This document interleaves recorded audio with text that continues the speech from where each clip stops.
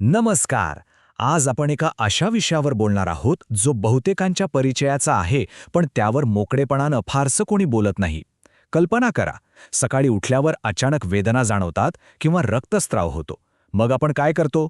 घाईघाईनं मेडिकलमध्ये जातो, एखादं मलम किंवा गोळी आणतो. 2-4 दिवसात बरं वाटायला लागतं आणि आपल्याला वाटतं, चला, आजार मुळापासून बरा झाला. पण खरंच तसं असतं का? आजच्या या सविस्तर विश्लेषणात आपण याच तात्पुरत्या उपायांच्या जाळ्याबद्दल बोलणार आहोत. मग इथे एक अतिशय महत्त्वाचा प्रश्न उभा राहतो. जुनाट वेदनांसाठी वापरण्यात येणारी ही तात्पुरती औषधं शेवटी नेहमी का अपयशी ठरतात? आज आपण फक्त त्या झटपट मिळणाऱ्या आरामाच्या पलीकडे जाऊन विचार करणार आहोत. हा वरवरचा दिलासा कालांतराने आपल्या शरीराची कशी फसवणूक करतो हे आपण आज समजून घेणार आहोत. हे सगळं समजून घेण्यासाठी आपण आज काही ठराविक टप्प्यांमधून जाणार आहोत. आधी आपण हे तात्पुरत्या उपायांचं न संपणारं चक्र काय आहे ते पाहू, मग आरामाचा भ्रम, त्यानंतर उपचारांना होणारा विलंब आणि शेवटी यातून कायमची सुटका मिळवून देणारी क्षारसूत्र प्रक्रिया नेमकी काय आहे हेही आपण बघणार आहोत. तर सुरुवात करूया पहिल्या भागापासून. ते न संपणारच चक्र. मूळ व्याध किंवा तत्सम आजारांनी त्रस्त असलेले लोक ज्या फसव्या जाळ्यात अडकतात, ते जाळं नेमकं कसं वेणलं जातं ते पाहूया. हे चक्र खरंच खूप भयानक आहे. होतं काय, सुरुवातीला आपल्याला वेदना होतात किंवा रक्तस्राव होतो. लगेच आपण मलम किंवा गोळ्यांचा आधार घेतो, त्याने अगदी छान तात्पुरता आरामही मिळतो. पण खरी गोम इथेच आहे.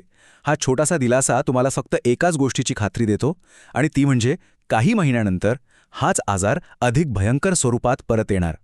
आता आपण दुसऱ्या भागाकडे वळूया, जो खूपच रंजक आहे. आरामाचा भ्रम. हे झटपट मिळणारे उपाय प्रत्यक्षात आपल्या शरीराचं कसं आणि किती नुकसान करत असतात, यामागचं विज्ञान आता आपण उलगडणार आहोत. एक सोपं उदाहरण घेऊया. समजा तुमच्या घराच्या छताला गळती लागलीये आणि भिंतीवरून पाणी ओघळतंय. अशावेळी फक्त ती ओली भिंत पुसून काही फायदा होईल का? अजिबात नाही.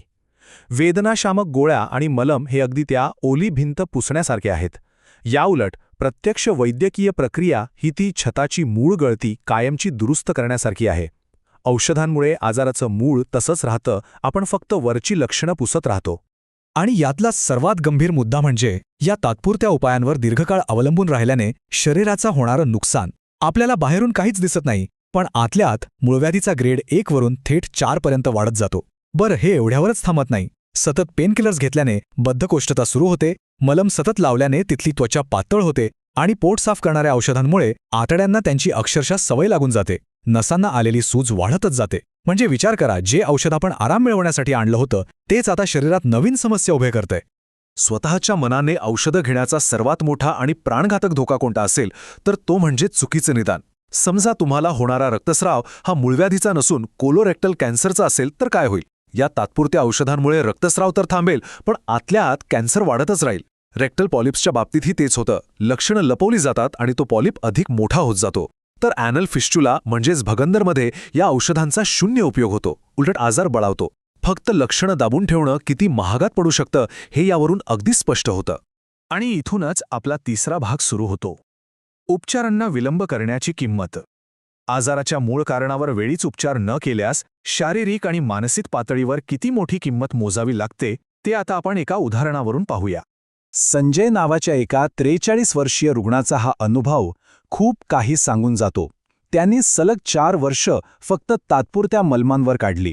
ते स्वतः सांगतात की जर त्यांनी 2017मध्येच योग्य उपचार घेतले असते तर त्यांच्या आयुष्यातली ती 4 वर्षांची भयंकर फरफट वाचली असती.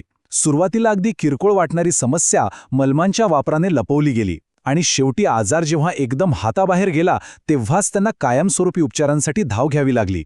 म्हणूनच आता या चौथ्या भागात आपण एका कायमस्वरूपी उपायाकडे वळणार आहोत. दीर्घकालीन आरोग्यासाठी खराब झालेल्या नसांना प्रत्यक्ष बऱ्या करणाऱ्या एका ठोस वैद्यकीय प्रक्रियेची नितांत गरज का असते हे आता आपण समजून घेऊया.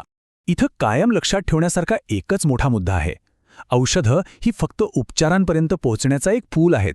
ती कधीही मूळ उपचारांचा पर्याय होऊ शकत नाहीत. गोळ्या आणि मलम हे एखाद्या प्रक्रियेच्या आधी किंवा नंतरची काळजी घेण्यासाठी ठीक आहेत, पण जुनाट आजारांची मूळ रचना सुधारण्यासाठी ते अजिबात काम करत नाहीत.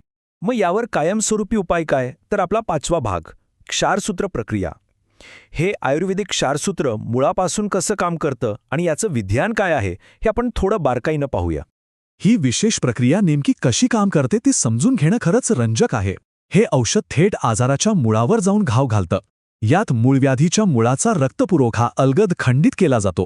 यात वापरल्या जाणाऱ्या आयुर्वेदिक वनस्पतींमुळे एकाच वेळी रासायनिक आणि जैविक अशा दोन्ही पद्धतीने उपचार होतात. म्हणजे एकीकडे खराब टिश्यू कट होतोय आणि त्याच वेळी तिथली जखमही भरून येतेय. यामुळे तिथे एक स्कार टिश्यू तयार होतो, ज्यामुळे तो आजार पुन्हा कधीच टोकवर काढत नाही. आणि सर्वात दिलासादायक बाब म्हणजे या प्रक्रियेत आपल्या शरीरातल्या अत्यंत नाजूक स्नायूंना म्हणजेच स्फिंक्टरला कोणताही धक्का पोचत नाही, ते पूर्णपणे सुरक्षित राहतात. आता हा 96.4% आकडा पहा. हा काही साधासुद्धा आकडा नाहीये, तर भारत सरकारच्या क्लिनिकल अभ्यासातून सिद्ध झालेला हा एक प्रचंड मोठा यशदर आहे. आजाराच्या मूळ कारणावर प्रहार करणं किती प्रभावी ठरू शकतं आणि त्यातून किती जबरदस्त यश मिळतं हे फक्त या एका आकड्यातून आपल्या लक्षात येतं. आणि या उपायामागे असलेली विश्वासार्हताही तितकीच भक्कम आहे.